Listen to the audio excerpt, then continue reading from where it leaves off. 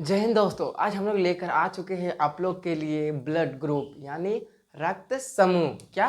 Blood group यानी रक्त समूह। तो चलिए स्टार्ट करते हैं हमारे ब्लड ग्रुप को। तो देखिए, जो ये ब्लड ग्रुप होता है, ब्लड ग्रुप का खोजकर्ता कौन है? जो ब्लड ग्रुप था उसका जो सबसे पहले किन्होंने खोजा था, तो जो उसका राइट आंसर है क्या है? ब्लड ग्रुप का जो खोजकर्ता कौन है? लैंड स्टीनर है। कौन है? Landsteiner. कौन? Landsteiner. ब्लड ग्रुप की खोज किसने की थी? लैंड स्टीनर ने की थी। ठीक है, आगे जब हम बात करें जो मानव में मुख्य रूप से जो हमारे शरीर में जो मानव है, मानव के शरीर में ब्लड ग्रुप की संख्या कितनी है? 4 तरह के ब्लड ग्रुप पाए जाते हैं। कितने?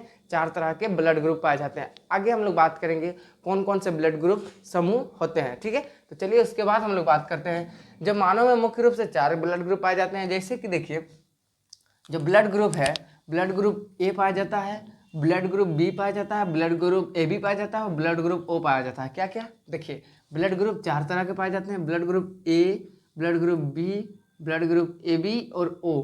ठीक है, आगे जब हम बात करते हैं तो ब्लड ग्रुप के जो निम्न होने के कारण है, कहने का मतलब ये जो हमारा ब्लड ग्रुप है, ये ब्लड ग्रुप भिन्न भिन्न होने का कारण क्या है? अलग अलग होने का कारण क्या है? तो देखिए, जो ये अलग अलग होने का कारण है वो है हमारे जो रक्त है, रक्त में जो आरबीसी होते हैं, आरबीसी में एक विशेष प्रकार का प्रोटीन पाया जाता है। क्या होता है?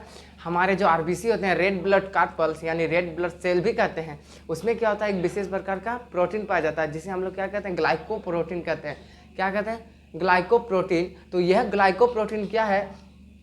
ये जो ये ग्लाइकोप्रोटीन है, यही जब मेन कारण होता है हमारा जो ब्लड ग्रुप का भिन्न होने का। क्या होता है? ब्लड ग्रुप का भिन्न होने का जो मुख्य कारण है वो आरबीसी में उपस्थित क्या? ग्लाइकोप्रोटीन। और ये जो ग्लाइकोप्रोटीन है, आगे चलकर क्या हुआ, जो हमारे लैंड स्टीनर साहब हैं, जो वैज्ञानिक थे, उन्होंने क्या किया? ये ग्लाइकोप्रोटीन को एंटीजन नाम दे दिया। क्या दिया? एंटीजन नाम दे दिया। किस नाम से पुकारने लगे? एंटीजन। और यही एंटीजन को हम लोग ब्लड ग्रुप के रूप में पढ़ते हैं। ठीक है, तो आगे हम लोग बात करेंगे जो एंटीजन क्या है, ब्लड ग्रुप क्या है। ठीक है, तो सबसे पहले देखिए, जो ब्लड ग्रुप भिन्न होने का कारण क्या? आरबीसी में उपस्थित ग्लाइकोप्रोटीन। क्या है? ग्लाइकोप्रोटीन। और यही ग्लाइकोप्रोटीन जो हमारे लैंड स्टीनर है, उन्होंने क्या किया? इसको एंटीजन नाम दे दिया। क्या दिया? एंटीजन नाम दे दिया। ठीक है, अब जब हम लोग बात करते हैं जो एंटीजन, जैसे कि देखिए, अगर एंटीजन हो गया तो हम एंटीजन के बेस पर हम लोग जो ब्लड ग्रुप है उसको डिसाइड कैसे करते हैं? देखिए, जो एंटीजन ए जिसमें होगा वो होगा ब्लड ग्रुप ए। जिसमें एंटीजन ए होगा उसमें ब्लड ग्रुप ए, जिसमें एंटीजन बी होगा उसमें ब्लड ग्रुप बी, और जिसमें एंटीजन ए बी होगा, जिसमें एंटीजन ए और बी दोनों होगा, वो होगा ब्लड ग्रुप ए बी। अब देखते हैं लिख के। देखिए, जिस एंटीजन ए है वो होगा ब्लड ग्रुप शॉर्ट में लिख दे रहे हैं ए, वो हो जाएगा ब्लड ग्रुप है क्योंकि इसमें एंटीजन ए है। उसी प्रकार एंटीजन बी जिसमें होगा वो ब्लड ग्रुप बी हो जाएगा। क्या हो जाएगा? बी। और जिसमें एंटीजन ए बी रहेगा वो ब्लड ग्रुप क्या हो जाएगा? ए बी हो जाएगा। ठीक है, समझ में आया? देखिए, एंटीजन जिसमें ए रहेगा वो हो जाएगा ब्लड ग्रुप ए, जिसमें एंटीजन बी रहेगा वो हो जाएगा ब्लड ग्रुप बी, जिसमें एंटीजन ए बी रहेगा वो हो जाएगा ब्लड ग्रुप ए बी। और एक बात इसमें और एक इम्पॉर्टेंट है, जिसमें जो एंटीजन होता है वो नहीं पाया जाता है। जिसमें एंटीजन नहीं पाया जाता, वैसे हम लोग का जो आरबीसी है, वैसे आरबीसी जिसमें एंटीजन नहीं पाया जाता होगा वो क्या हो जाएगा? ब्लड ग्रुप ओ हो जाएगा। क्या हो जाएगा? Blood group O. याद रखिएगा आप, हम यहाँ लिख दिए हैं। देखिए, जिसमें क्या है? जिसमें एंटीजन नहीं पाया जाता है, कहने का मतलब जिसमें एंटीजन नहीं पाया जाता है उसे हम लोग ब्लड ग्रुप ओ के नाम से जानते हैं, ब्लड ग्रुप ओ कहते हैं। ठीक है, आगे जब हम बात करते हैं, ये तो हो गया हम लोग एंटीजन को देख लिए। अब हम बात करते हैं एक टर्म जिसे हम लोग क्या कहते हैं? एंटीबॉडी कहते हैं। क्या कहते हैं? एंटीबॉडी। अब याद कीजिए, जब हम आपको ब्लड चैप्टर पढ़ा रहे थे तब आपको एंटीबॉडी के बारे हम आपको बताए थे, तो चलिए उसको और एक बार पढ़ लेते हैं। तो ये जो एंटीबॉडी है, देखिए, रक्त में एक प्लाज्मा होता है। रक्त का भाग हमने जब हम ब्लड चैप्टर पढ़ा रहे थे तब प्लाज्मा भी पढ़ा चुके हैं। तो जो रक्त में जो प्लाज्मा होता है, प्लाज्मा में एक विशेष प्रकार का प्रोटीन पाया जाता है। जो प्लाज्मा है रक्त में प्लाज्मा की प्रतिशत कितना है? 55 से 60% है। तो वह जो प्लाज्मा है, प्लाज्मा में एक विशेष प्रकार का क्या पाया जाता है? प्रोटीन पाया जाता है, जिसे हम लोग क्या कहते हैं? एंटीबॉडी कहते हैं। क्या कहते हैं? एंटीबॉडी। किसके? रक्त में एक विशेष प्रकार का प्लाज्मा होता है। प्लाज्मा के अंदर क्या पाया जाता है? एक विशेष प्रकार का प्रोटीन जिसे हम लोग क्या कहते हैं, एंटीबॉडी कहते हैं। और वही एंटीबॉडी कहाँ से निर्माण होता है, कहाँ से है, जो एंटीबॉडी निर्माण होता है वो कहाँ से, लिम्फोसाइट से होता है। क्या होता है, लिम्फोसाइट। और हम आपको रक्त चैप्टर में पढ़ाए थे लिम्फोसाइट किसको कहते हैं, याद कीजिए लिम्फोसाइट किसको कहते हैं, आप कमेंट में बताइएगा।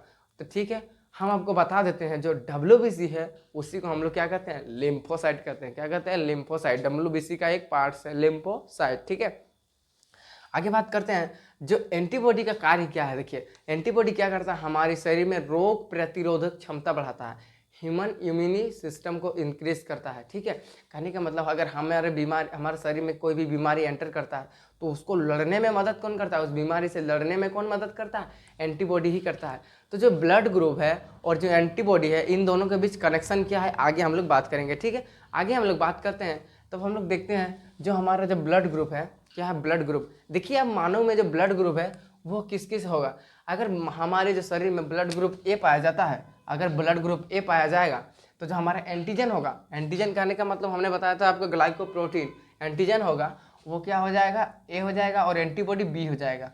ये याद रखिएगा, जब हमारा ब्लड ग्रुप ए होगा तो हमारा जो एंटीजन होगा वो होगा ए और एंटीबॉडी होगा बी। ठीक है, जब हमारा ब्लड ग्रुप बी होगा, क्या होगा, बी होगा, तब हमारा जो एंटीजन होगा वो भी बी ही होगा। ठीक है, एंटीजन बी ही होगा और जो हमारा एंटीबॉडी है वो ए हो जाएगा। क्या हो जाएगा, एंटीबॉडी ए हो जाएगा। आगे हम लोग बात करते हैं, अगर ब्लड ग्रुप ए बी रहा, जो हमारा शरीर में ब्लड ग्रुप ए बी रहा तो हमारा जो एंटीजन हो जाएगा वो हो जाएगा ए बी और जो हमारा एंटीबॉडी होगा नील। नील कहने का अर्थ समझिए, जो नील है, नील मतलब हमारा एंटीबॉडी क्या हो जाएगा, शून्य हो जाएगा, मतलब एंटीबॉडी ना के बराबर रहेगा। हमारे शरीर में एंटीबॉडी नील होने का कारण क्या है, जब हम लोग का जो ब्लड ग्रुप ए बी हो जाएगा, ए बी में हम लोग का जो एंटीबॉडी होता है रोग प्रतिरोधक क्षमता बहुत ही कम हो जाता है।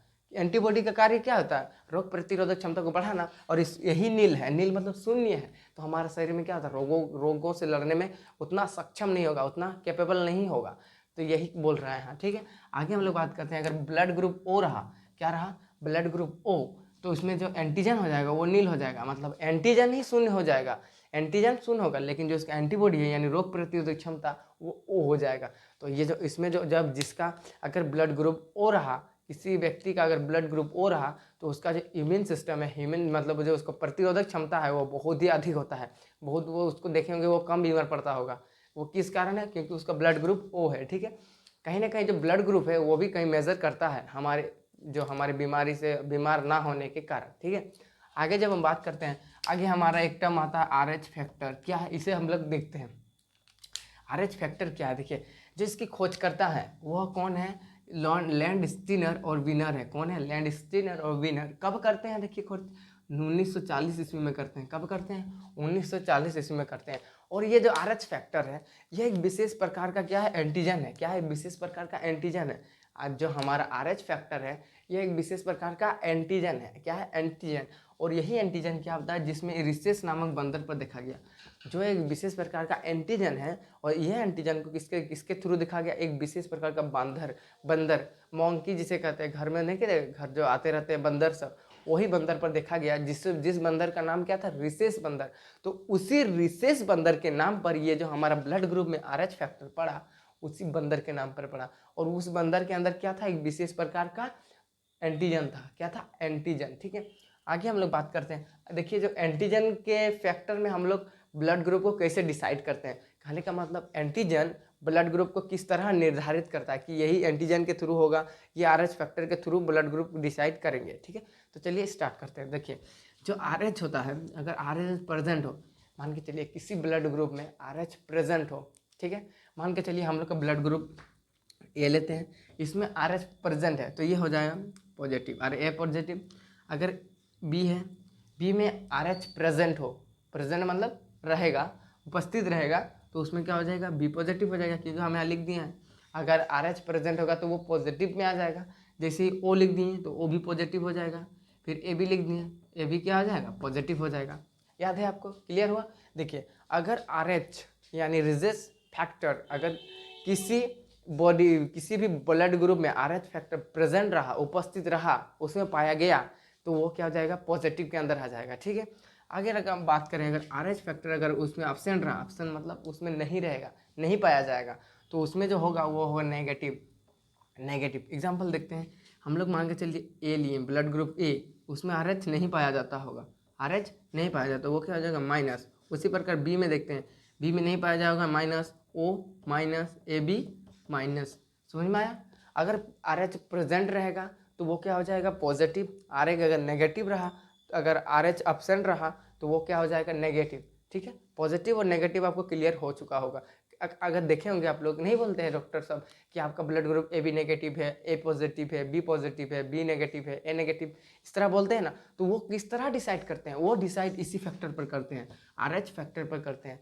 तो आप लोग भी अपना ब्लड ग्रुप चेक करवा लीजिएगा कि आपका ब्लड ग्रुप क्या है, नेगेटिव है कि पॉजिटिव है। चलिए आगे हम लोग बात करते हैं। ठीक है, भारत में जो होता है ना, भारत में देखिए एक आंकड़ा दिया हुआ है, एक फैक्ट्स दिया हुआ है, जो भारत में लगभग क्या होता है, भारत में लगभग 94% लोग RH नेगेटिव पाए जाते हैं। मतलब हर एक भारत में देखिएगा कि भारत में जनसंख्या का 95% या फिर 94% क्या होता है, RH नेगेटिव ही पाए जाते हैं। मतलब वो नेगेटिव ही पाए जाते हैं। अधिकतर लोग 5% लोग ऐसे होते हैं जिसका पॉजिटिव पाया जाता होगा। ठीक है, आगे जब हम बात करते हैं जो एंटीजन ए, ये तो हमने आपको बता दिया।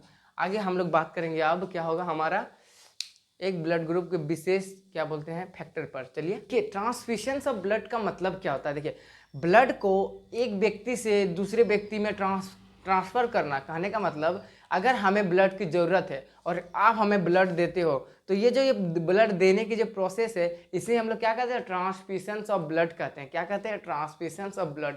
तो देखिए ये किस तरह से हम लोग इसके जो करने का कार्य है वो क्या क्या है। तो देखिए, सबसे पहले हम लोग बात करते हैं जो ब्लड बैंक होता है। कहने का मतलब जिस जगह पर हम लोग जो ब्लड ट्रांसफ़र करते हैं, उस ब्लड को रखते हैं, वो उसका जो टेम्परेचर होना चाहिए, मतलब उसका जो तापमान होना चाहिए, वो कितना होना चाहिए, उसका होना चाहिए 40 डिग्री फ़ारेनहाइट होना चाहिए। कितना होना चाहिए? 40 डिग्री फ़ारेनहाइट होना चाहिए। ठीक है, आगे जब हम बात करते हैं तो हम लोग क्या मान के चलिए, कोई व्यक्ति एक बार में केवल 1 यूनिट ही ब्लड डोनेट कर सकता है।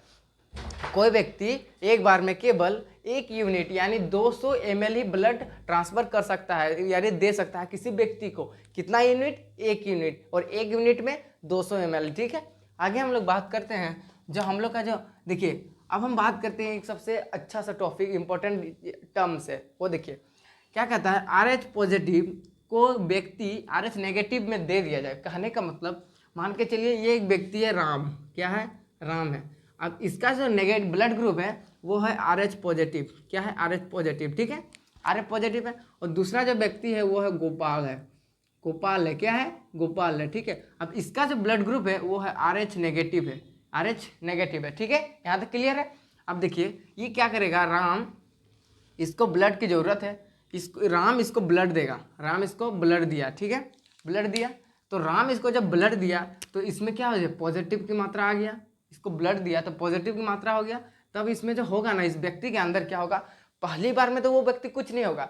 जब हम उसको पहली बार ब्लड देगा, ये राम पहली बार उसको जब ब्लड देगा तब उसको कुछ नहीं होगा। लेकिन जब उसको दोबारा जरूरत होगा ब्लड की, और यही राम उसको अगर दोबारा ब्लड देगा, तब क्या होगा, उस व्यक्ति की मृत्यु हो जाएगी। क्या हो जाएगी? मृत्यु हो जाएगी। क्यों होगा वो देखिए, ये व्यक्ति इसको नेगेटिव दिया, नहीं पॉजिटिव दिया, और ये नेगेटिव इसके पास है, तो नेगेटिव और पॉजिटिव मिल करके फर्स्ट टाइम तो वो क्या हो जाएगा, एकदम कंसर्ट, उसका जो एकदम दोनों मिल करके अपने जो उसका जो वैल्यू है उसको मार देगा, एकदम संतुलन में हो जाएगा, बैलेंस में आ जाएगा। पॉजिटिव और नेगेटिव आके बैलेंस में आ जाएगा। ठीक है, अब जब दूसरी बार ये इसको ब्लड देगा तब क्या होगा, जो ये पॉजिटिव की मात्रा अधिक हो जाएगी, और इसके पास कुछ तो नेगेटिव है ना, कुछ नेगेटिव है और पॉजिटिव की मात्रा अधिक हो जाएगी। तो यानी ये अनबैलेंस हो जाएगा, असंतुलित, एक की मात्रा ज़्यादा और एक की मात्रा कम, एक की मात्रा ज़्यादा एक की मात्रा कम। तब क्या होगा, जो इसका जो ब्लड होगा, इसका जो रक्त होगा वो गाढ़ा हो जाएगा, एकदम पूरा थकथकिया जैसा हो जाएगा, एकदम पूरा गाढ़ा हो जाएगा। और क्या होगा, इसका जो रक्त है वो बहने नहीं लगेगा, इसका जो रक्त शरीर में नहीं बहेगा, और धीरे धीरे जाके क्या होगा, हार्ट में चिपकने लगेगा, और जिस कारण क्या होता है, इसका हार्ट धड़कना बंद कर देगा। धीरे धीरे जो इसका हृदय है वो धड़कना बंद कर देगा, और उसके बाद इसकी मृत्यु हो जाएगी। तो आपने समझ लिया, अगर किसी व्यक्ति RH पॉजिटिव और RH नेगेटिव में के बीच अगर ट्रांसफ़र किया जाता है तो उसके व्यक्ति को मृत्यु भी हो जाती है। और एक बार देख लेते हैं, ये जो राम है इसके पास पॉजिटिव है, ये जो गोपाल है इसके पास नेगेटिव है। अब क्या करेगा, ये इसको फर्स्ट टाइम ब्लड डोनेट किया, फर्स्ट टाइम में कुछ होगा नहीं होगा, सेकेंड टाइम जब करेगा तब क्या हो जाएगा, पॉजिटिव की मात्रा बढ़ जाएगी, जिसके कारण क्या होगा, रक्त पूरा एकदम गाढ़ा हो जाएगा, बहुत अधिक उसका जो रक्त का जो कंसंट क्या बोलते हैं उसका रक्त का जो मात्रा है वह बहुत अधिक हो जाएगा, और जिसके कारण उसका ब्लड का जो प्रेशर है, ब्लड जो बहेगा वो बहना बंद कर देगा, और धीरे धीरे हृदय भी इसका धड़कना बंद कर देगा। ठीक है, समझ लिए आप। आगे हम लोग बात करते हैं जो ब्लड ग्रुप ओ है, ओ नेगेटिव, खास करके blood group O negative. O negative हमने बताया जिसमें RH प्रेजेंट नहीं रहता है, जिससे RH एब्सेंट माने अनुपस्थित रहता है, उसको हम लोग नेगेटिव कैटेगरी में रखते हैं। तो वही ओ नेगेटिव। ओ नेगेटिव की बात करें तो ये सबसे ब्लड को सर्वदाता है, यूनिवर्सल डोनर है। मतलब यह जो होता है ये जो ओ नेगेटिव है ये सभी को ब्लड जो रक्त दे सकता है, सभी को दे सकता है। कोई भी ऐसा व्यक्ति जिसका ब्लड ग्रुप अलग हो, ए नेगेटिव हो, बी पॉजिटिव हो, ए पॉजिटिव हो वो दे सकता है। कौन? O negative. कौन दे सकता है? ओ नेगेटिव दे सकता है। ये क्यों? क्योंकि ये सभी प्रकार के एंटीजन पाए जाते हैं इसमें। जो ब्लड ग्रुप ओ नेगेटिव है इसमें सभी प्रकार के एंटीजन पाए जाते हैं। आगे हम लोग बात करते हैं इरिथ्रोब्लास्टोसिस फिटिलिस। क्या होता है? इरिथ्रोब्लास्टोसिस फिटिलिस क्या होता है? ध्यान से देखिए, ये इरिथ्रोब्लास्टोसिस फिटिलिस क्या है? तो देखिए ये एक प्रकार का बीमारी है। क्या है? एक प्रकार का बीमारी है। कब होता है ये बीमारी? तो देखिए जब क्या होता है, पिता का RH पॉजिटिव हो, पिता का RH पॉजिटिव हो और माता का RH नेगेटिव होता है। कहने का मतलब जब एक कपल है, एक कपल दंपति है, महिला दंपति, वो क्या करते हैं, जब उसका पति, उसका नहीं पुरुष का जो ब्लड ग्रुप है वो RH पॉजिटिव मिलता है और जो महिला का जो ब्लड ग्रुप है वो RH नेगेटिव मिलता है, तब संतान पर कोई प्रभाव नहीं पड़ेगा। फर्स्ट टाइम कोई प्रभाव नहीं पड़ेगा, लेकिन जब दूसरी बार आएगा तब उस दूसरी बार क्या होगा, उसकी संतान मृत पैदा होगी, मतलब मर जाएगी। क्यों? क्योंकि जो हम लोग का जो पॉजिटिव है उसकी मात्रा हमने अभी बता दिया कि उसकी मात्रा बढ़ जाएगी और नेगेटिव मात्रा कम हो जाएगा, मतलब दोनों अनबैलेंस हो जाएगा। जब अनबैलेंस होगा तब उसी प्रकार जो उसका संतान है वो मर सकता है। ठीक है, आगे जब हम बात करते हैं जो माता पिता में ब्लड ग्रुप और जो बच्चों में होने वाले जो संभाव है कि बच्चों में ये हो सकता है ब्लड ग्रुप, उसको हम लोग अभी देखते हैं। देखिए जो माता का ब्लड ग्रुप होगा O होगा और पिता का जब A होगा, तब जो बच्चों में होगा क्या होगा, बच्चों में O भी हो सकता है A भी हो सकता है, दोनों में एक हो सकता है। जब माता का ब्लड ग्रुप O है और पिता का A है, अब दोनों जब क्या बोलते हैं निषेचन होगा, दोनों का जो निषेचन होगा तब जो उसको संभावित हो सकता है बच्चों में वो O भी हो सकता है A भी हो सकता है। वहीं अगर बात करें O है और B है, माता का O है और पिता का B है, तब जो संभावित होगा O होगा और B होगा। हो सकता है ये, ठीक है, दोनों में से एक हो सकता है, दोनों में से एक हो सकता है। किसमें? बच्चों में। ठीक है, आगे हम लोग बात करते हैं जब माता का माता का O है और पिता का है AB, तो उसमें क्या हो जाएगा, A भी हो सकता है B भी हो सकता है, A और B दोनों में एक हो सकता है।